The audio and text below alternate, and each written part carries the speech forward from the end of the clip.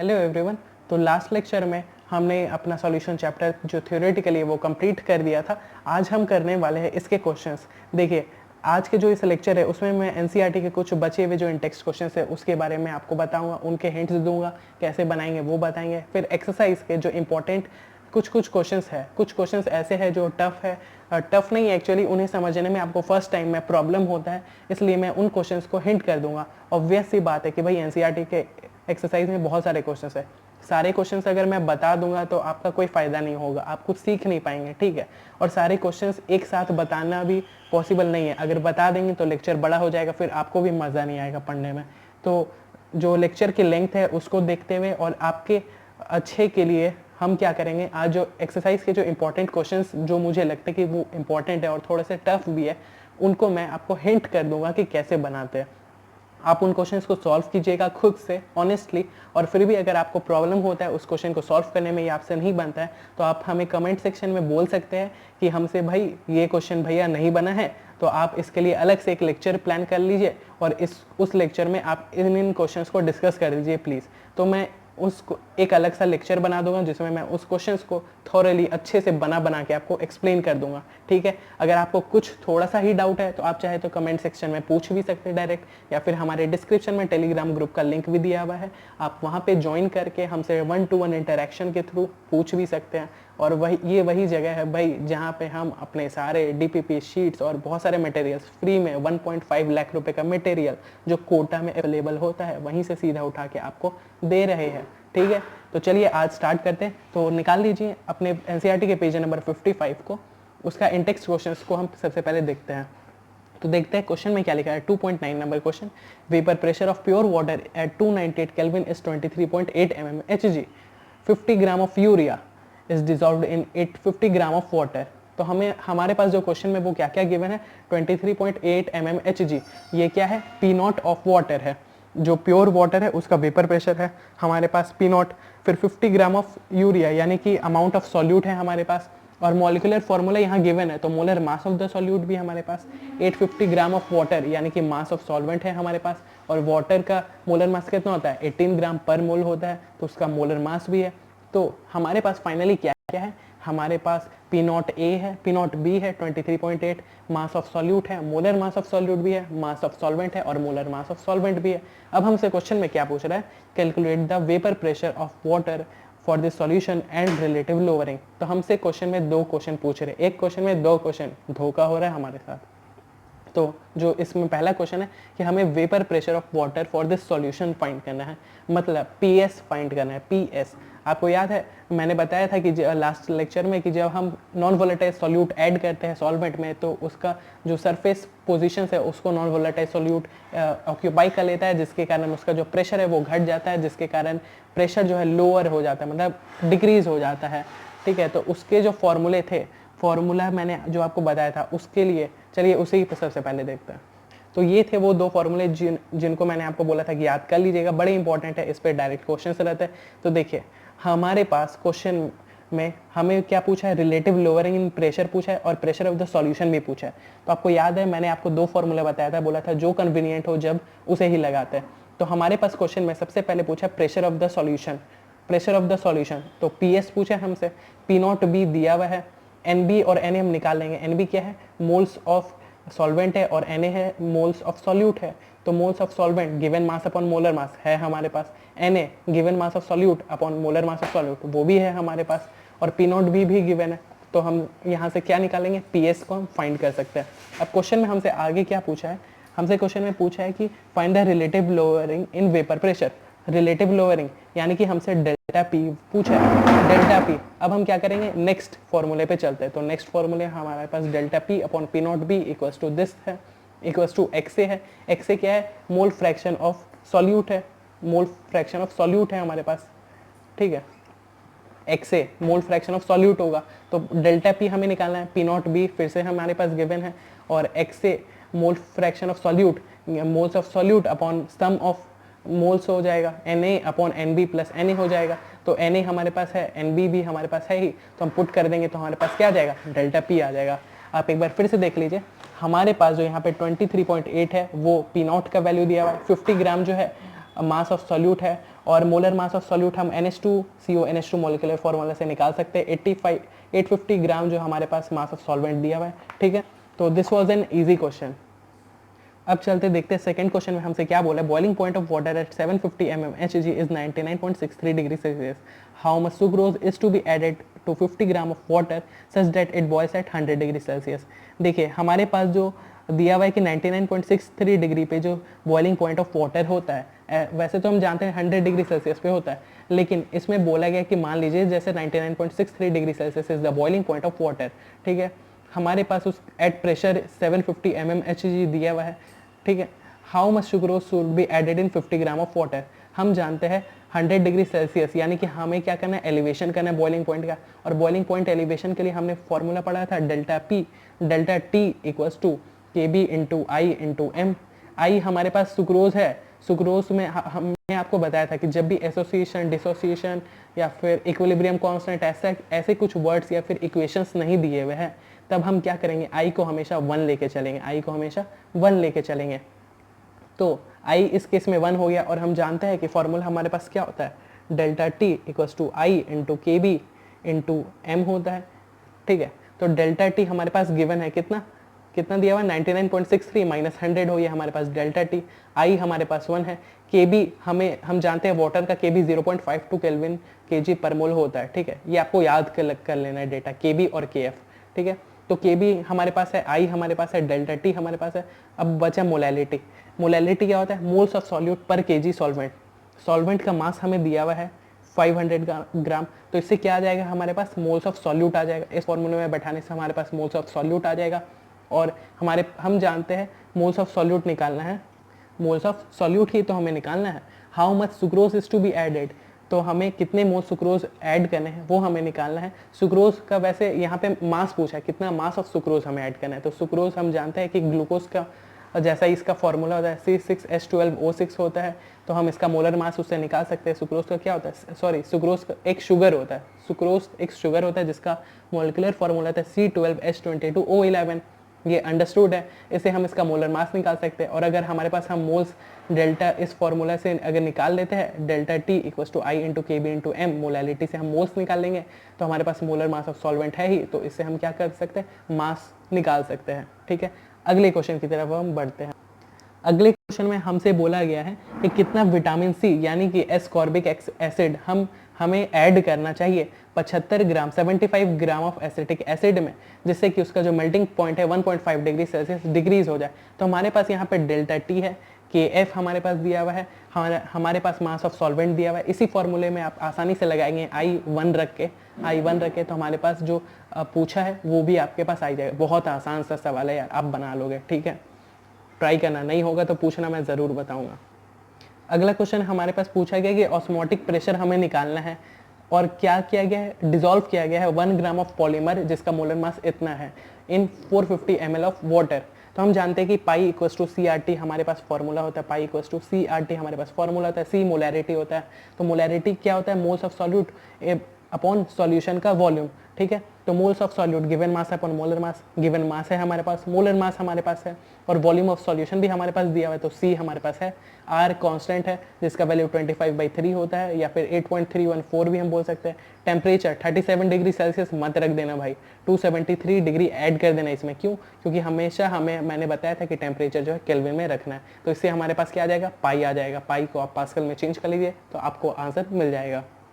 तो यहाँ पे आपके लिए एक इंपॉर्टेंट डेटा है जो आपको याद रखना है कि एटमॉस्फेरिक प्रेशर, जो नेचर हमारे ऊपर प्रेशर लगा रहा है, आपके माथे पर जो प्रेशर लगा रहा है जिसे हम एटमॉस्फेरिक प्रेशर को बोलते हैं, उसकी वैल्यूज़ क्या क्या होती है। ATM में अगर हम देखें तो उसका वैल्यू 1 ATM होता है। अगर बार में आप मेज़र करें प्रेशर को तो 1.013 बार होता है, 1.013 ये बार होता है। इसे हम पास्कल में अगर देखें तो 10⁵ पास्कल होता है, और अगर मरकरी के यूनिट्स में देखें तो 760 mm ऑफ Hg होता है, ठीक है। आपको ये डेटा याद कर लेना बहुत ही ज़्यादा इंपॉर्टेंट है।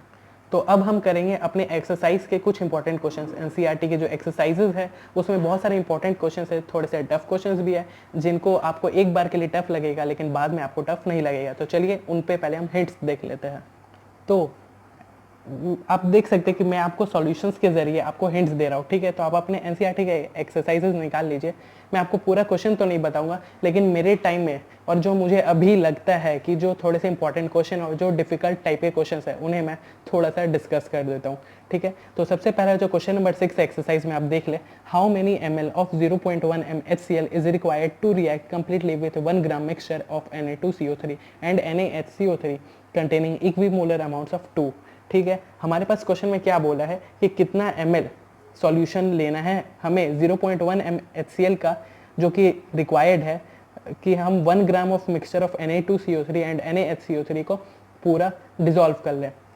क्या किया गया है, 1 gram of mixture of salt लिया गया है, 1 ग्राम मिक्सचर ऑफ सॉल्ट लिया गया है, किसका, Na2CO3 और NaHCO3 का।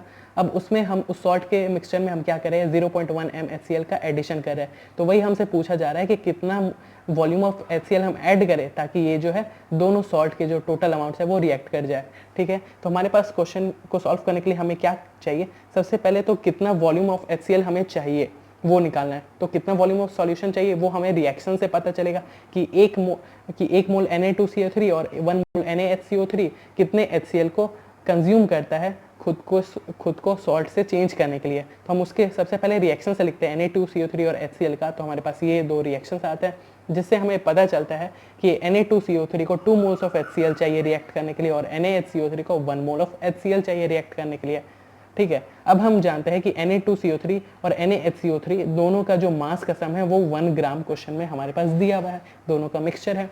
तो अगर हम मान ले कि जो Na2CO3 है उसका मास x ग्राम है, x ग्राम अगर हम कंसिडर कर ले तो NaHCO3 का क्या हो जाएगा, 1 माइनस x हो जाएगा। अब Na2CO3 का मोलर मास है 106, ठीक है, और NaHCO3 का मोलर मास है 84, मोलिकुलर फार्मूले से हम निकाल सकते हैं। तो हमारे पास मोल्स ऑफ Na2CO3 कितना हो गया, x/106 और 1 माइनस x/84, ठीक है। तो हमारे पास कितने मोल्स अवेलेबल है Na2CO3 और NaHCO3 के, वो हमारे पास है। तो हम जानते हैं कि 1 मोल Na2CO3 2 मोल को कंज्यूम करता है HCl। तो इतना mole this much mole of Na2CO3 will consume 2 times of this. देखिए HCl required x/106 moles of Na2CO3 equals to 2x/106 mole. एक मोल जो Na2CO3 का वो 2 मोल चाहिए, तो इतना मोल को क्या चाहिए होगा, उसका जस्ट डबल चाहिए होगा। इसी तरह NaHCO3 का 1 मोल 1 मोल ऑफ HCl को रिक्वायर करता है, तो 1 माइनस 6/84 जो है इतने ही मोल्स ऑफ HCl को रिक्वायर करेगा। तो इससे हमें पता चल गया कि टोटल मोल्स ऑफ HCl हमें सॉल्यूशन में कितने चाहिए, दिस प्लस दिस, ठीक है।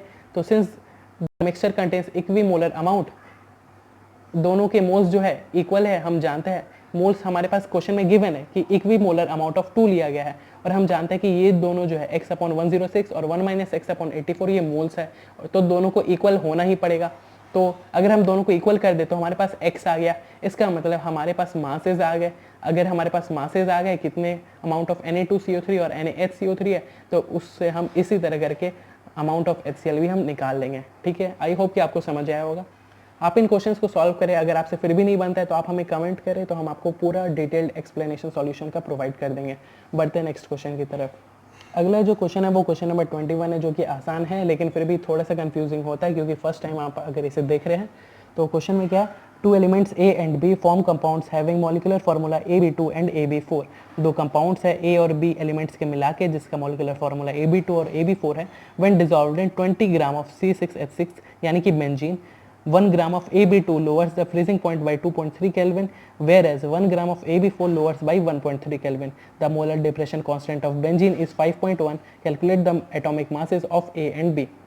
ठीक है, तो अगर हमारे पास हमें क्या गिवन है, AB2 और AB4 दो मॉलिक्यूल्स दिए हुए हैं जिसका मॉलिक्यूलर फार्मूला गिवन है। अगर हम मान लें कि A का जो मास है, A एक एलिमेंट होगा, B एक एलिमेंट होगा, जैसे HCl एक कंपाउंड होता है, तो उसमें क्या होता है, H होते हैं और Cl होता है। तो जो HCl का फाइनल मोलर मास होगा वो molar mass of H plus molar mass of Cl होता है। उसी तरह molar mass of A plus 2 times molar mass of B जो AB2 का मोलर मास होगा। तो अगर हम मोलर मास अगर इनका निकाल ले AB2 और AB4 का, तो हम X और Y मान के इनका जो एटॉमिक मासेस है, मोलर मासेस है, वो हम फाइंड कर सकते हैं। तो हमारे पास क्वेश्चन में क्या दिया हुआ है कि relative lowering in freezing point हमें दिया हुआ है। तो हम जानते हैं कि डेल्टा T का हमारे पास एक ही फॉर्मूला होता है, delta T equals to I into K F into M, हमारे पास यही फॉर्मूला है डेल्टा टी का, ठीक है। तो हम क्या कर सकते हैं, डेल्टा टी हमारे पास ए बी टू का गिवन है सबसे पहले कितना 2.3, तो हम यहाँ 2.3 रख देंगे। आई भाई हर एक का 1 रखना है, जब तक यहाँ पे डिसोसिएशन एसोसिएशन ऐसा कुछ बात नहीं किया गया है, ठीक है। डेल्टा टी हमारे पास ए बी टू के लिए जब हम केस 1 में देखें तो डेल्टा टी हमारे पास 2.3 है, आई 1 है, के एफ हमारे पास 5.1 दिया हुआ है दोनों के लिए, क्योंकि दोनों में सॉल्वेंट बेंजीन ही है। और मोलैलिटी, मोलैलिटी क्या होता है, given mass upon molar mass, given mass moles of solute upon mass of solvent, moles of solute upon mass of solvent. हमारे पास दिया मास ऑफ सॉल्वेंट जो है 20 ग्राम है, और जो मोल्स है हमारे पास नहीं है, तो हम क्या कर सकते हैं इसमें, डेल्टा टी है हमारे पास, आई है हमारे पास, के एफ है हमारे पास, तो उससे हम मोल्स यहाँ से निकाल सकते हैं। हमारे पास मोल्स आ गया, तो गिवन मास हमारे पास 1 ग्राम है, तो मोलर मास ऑफ AB2 आ जाएगा, ठीक है। तो देखिए उसको अच्छे से सॉल्व किया जाए तो इसका जो m का AB2 का मोलर मास आएगा वो कितना आएगा 110/87। इसी तरह AB4 का भी डेल्टा टी अलग दिया हुआ है, तो उससे हम निकाल सकते हैं AB4 का भी मोलर मास। अब हम जानते हैं अगर हम मान लें कि A का जो मास है, A एलिमेंट का मास A है और B एलिमेंट का मास B है, तो A + 2B equals to 110, A + 2B equals to 110.87 और A + 4B इक्वल्स टू 196.15, ठीक है। आप देख सकते हैं इसको अगर सॉल्व करें तो A और B आ गया और हमारा आंसर भी आ गया। तो अब आते हैं क्वेश्चन नंबर 27 की तरफ। ये एक्चुअली में इक्विलिब्रियम का क्वेश्चन है, जो बाई चांस आपको कंफ्यूज करने के लिए यहाँ पे दिया हुआ है। आसान क्वेश्चन है, तो चलिए देख लेते हैं। हमारे पास क्या दिया हुआ है, solubility product of CuS is this. हम जानते हैं, आपने इक्विलिब्रियम चैप्टर में पढ़ा होगा कि जो सॉल्ट्स पार्शियली या स्पेरिंगली सॉल्यूबल होते हैं उनका हम सॉल्युबिलिटी प्रोडक्ट निकालते हैं। तो सॉल्युबिलिटी प्रोडक्ट ऑफ CuS हमारे पास दिया हुआ है 6 × 10⁻16 और हमें बोला गया मैक्सिमम मोलैरिटी ऑफ CuS।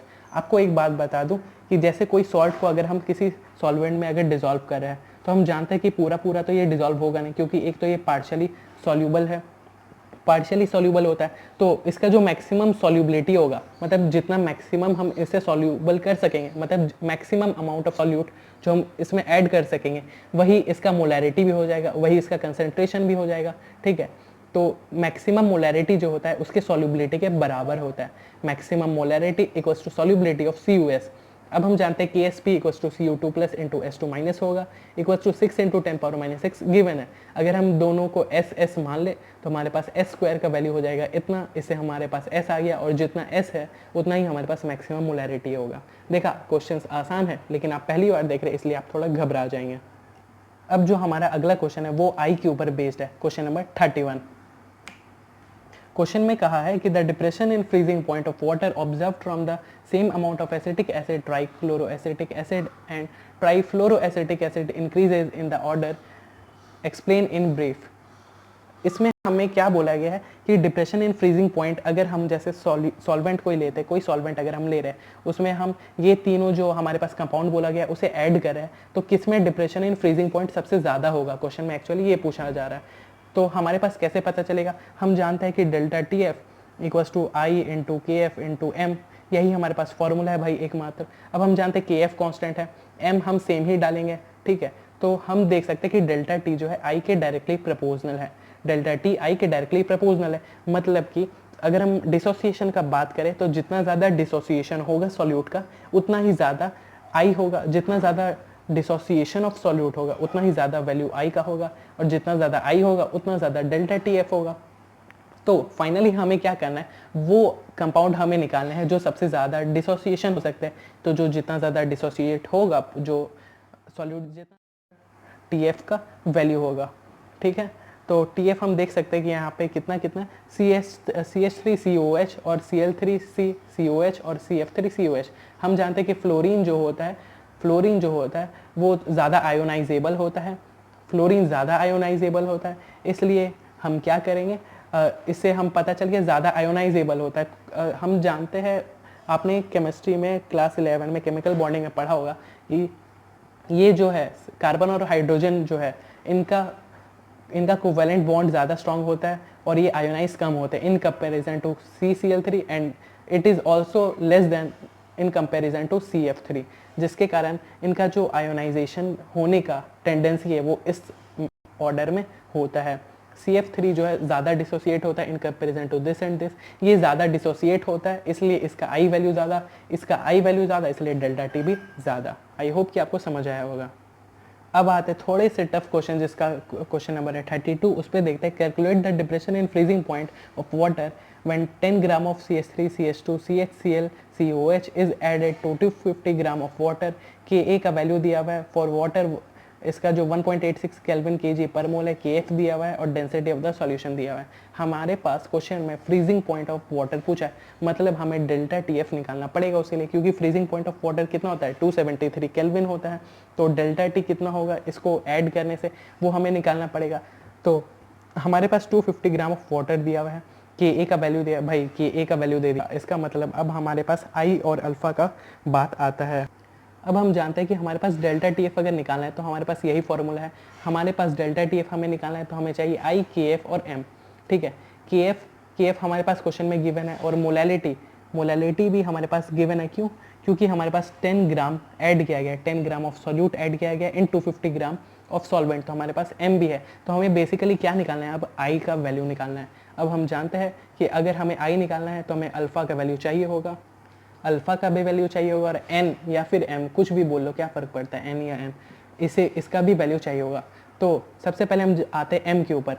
तो m क्या होगा, कितना डिसोसिएशन हो रहा है हमें वो सबसे पहले देखना होता है। तो सॉल्यूट का हम देख रहे हैं, ये डिसोसिएट होगा COO माइनस और H प्लस में, COO माइनस और H प्लस में।